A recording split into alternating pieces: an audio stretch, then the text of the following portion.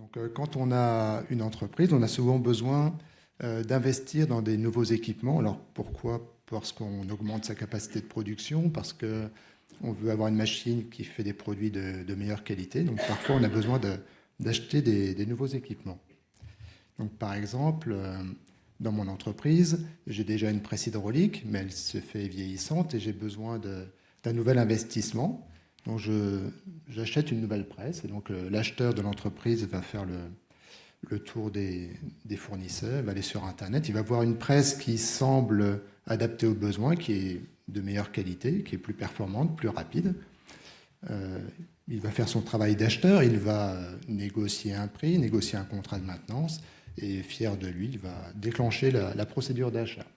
Donc jusque-là, tout va bien, jusqu'au jour où la presse va vraiment arriver aux portes de l'atelier. Donc il y aura un convoi exceptionnel, il y aura des engins de levage, et là, catastrophe, la porte de l'atelier est trop basse, la presse ne rentre pas dans l'atelier. Donc on rigole, mais c'est un peu ce qui arrive chez nous quand on achète un lit de place, la chambre est à l'étage et le sommier ne passe pas dans l'escalier, c'est le même principe.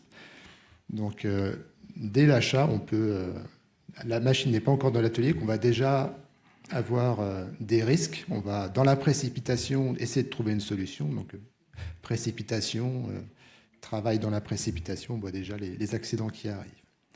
Donc, notre acheteur ne se fera pas avoir deux fois. La fois suivante, on lui demande d'acheter un four pour l'atelier. Donc là, il se dit, je vais prendre le temps de la réflexion, je vais consulter mes fournisseurs et dialoguer avec eux. Et pour dialoguer, je vais amener des éléments importants comme la fiche de poste. Donc j'ai fait une certification ISO 9001, assez chère, ce qui m'a permis d'avoir des fiches de poste bien détaillées.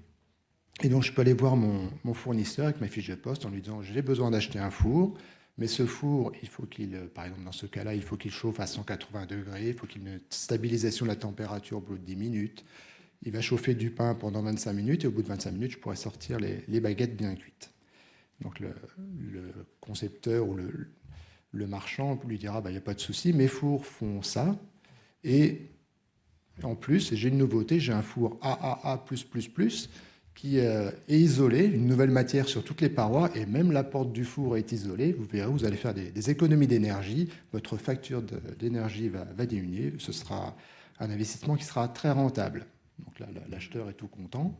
Il a un four qui est adapté à son entreprise, il va même faire des économies d'énergie, il achète ce four, et une fois que le four arrive, une catastrophe, le boulanger ou le pâtissier n'est pas du tout content de ce four, parce que il a développé une compétence, ce boulanger, il a un savoir-faire, une expertise, à travers la vitre de son ancien four, il voyait la couleur du pain changer, il voyait le pain lever, et il savait à quel moment exactement il fallait qu'il sorte le pain du four.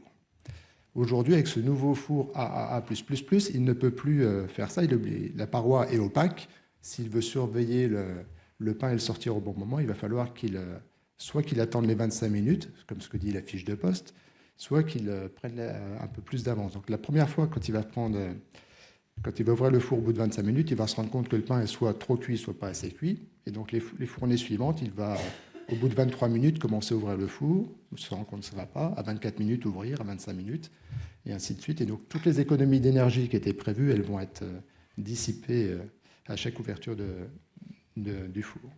Donc ce qu'on voit dans ce cas-là, c'est que la fiche de poste, c'est un peu comme une recette de cuisine. C'est une indication seulement, mais derrière cette indication, pour que le travail soit réellement fait et en qualité, il y a tout le savoir-faire, toute l'expertise qui est développée par les opérateurs. Et donc cette expertise, il va falloir l'intégrer dans l'achat de la machine. Donc l'expertise, l'usage, c'est également ce qu'a vu le législateur lorsqu'il a mis au point la directive machine et le futur règlement machine. Dès la première page et dans les annexes, il parle de cet usage. Et c'est même la première chose à faire avant de faire une analyse des risques. On va d'abord identifier les limites d'utilisation de la machine et l'usage normal ou le mauvais usage raisonnablement prévisible de la machine. Alors pourquoi on est sur une journée prévention? Alors pourquoi on parle d'usage dès le cahier des charges? Parce qu'on espère que si on donne un cahier des charges qui décrit l'usage de la machine à un concepteur, ce concepteur pourra trouver des solutions techniques adaptées à l'usage, donc adaptées au travail réel, Jean-Christophe en parlait, le travail réel, et il trouvera également des solutions de prévention qui n'entravent pas le travail, qui permettent de travailler en sécurité. Donc c'est l'esprit de la directive et du futur règlement machine.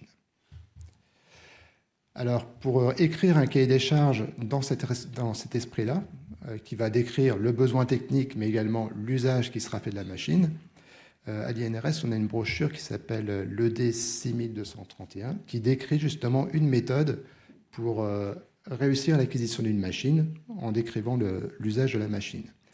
Alors, cette brochure, vous la voyez à l'écran. On a choisi une belle image pour l'illustrer. Je ne sais pas, on va peut-être la voir en plus grand. Voilà. Donc, l'image qu'on a choisie pour illustrer la brochure, le thème, c'est donc l'usage. C'est que fait l'homme avec la machine. Donc, on a choisi une belle image où on voit beaucoup de machines. Et je ne sais pas si vous voyez un homme dessus. Oui, il est tout bleu, tout petit. Pourtant, il y a bien un homme. Donc, on a choisi l'image qui fait tout le contraire du message qu'on voulait transmettre. Donc, et en plus, on voit des machines qui ont l'air de travailler toutes seules. Les machines, même automatiques, ne travaillent pas seules. Il y a toujours, comme on l'a vu tout à l'heure, des techniciens de maintenance, du nettoyage, du réglage. Donc, il y a toujours des hommes qui travaillent autour des machines, même automatiques. Donc, la première étape qu'on propose dans cette brochure, c'est de réunir une équipe de travail. Dans cette équipe, il n'y aura pas uniquement l'acheteur, mais il y aura les opérateurs, les personnes qui font la maintenance, le nettoyage, le réglage, et toutes ont des choses à dire. Même les caristes qui vont alimenter la machine auront des choses à dire sur cette future machine. Et pour que toutes ces personnes puissent dialoguer, on va organiser ce travail de rédaction du cahier des charges. On va s'appuyer sur une méthode qui est déjà bien connue, c'est l'analyse fonctionnelle du besoin. Donc, c'est une méthode qui est toute simple.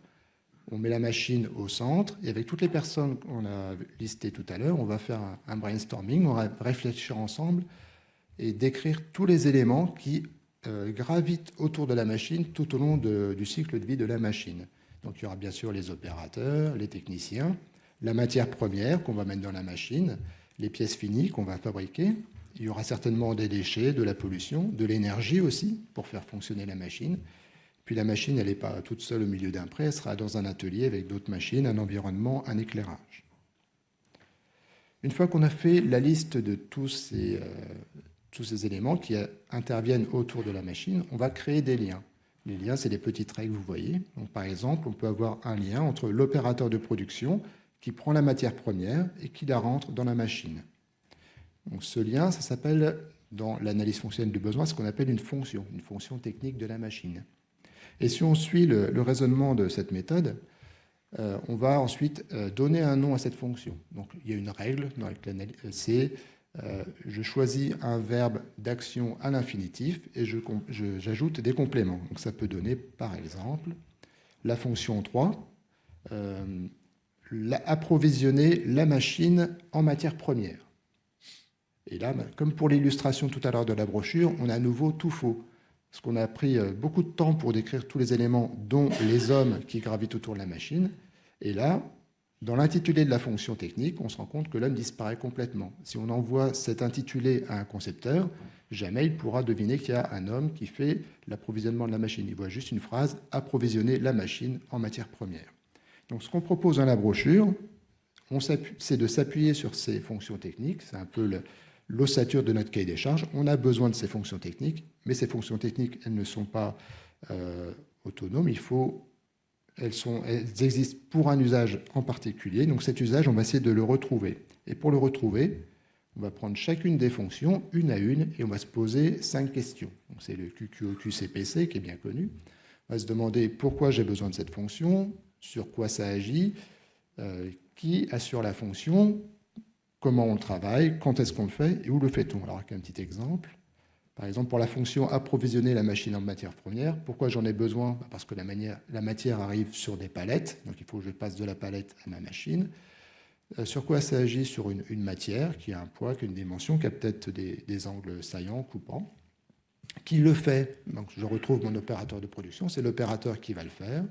Comment il va le faire?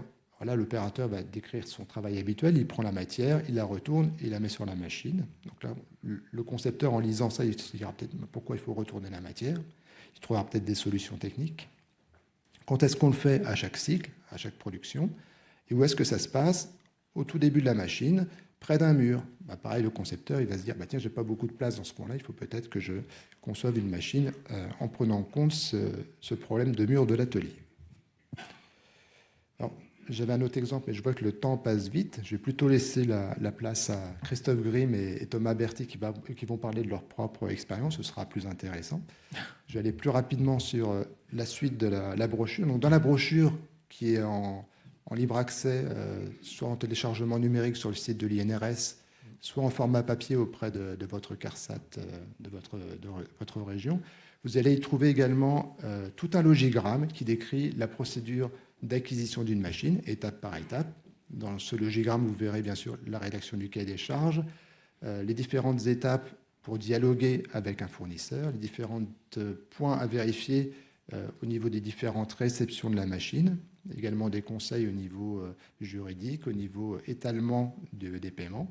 Et vous trouverez même à la fin de la brochure un exemple de rédaction du cahier des charges dont vous pouvez vous inspirer pour rédiger vos propres cahiers des charges. Voilà. Je vous remercie pour votre attention. Merci Bruno Lefebvre.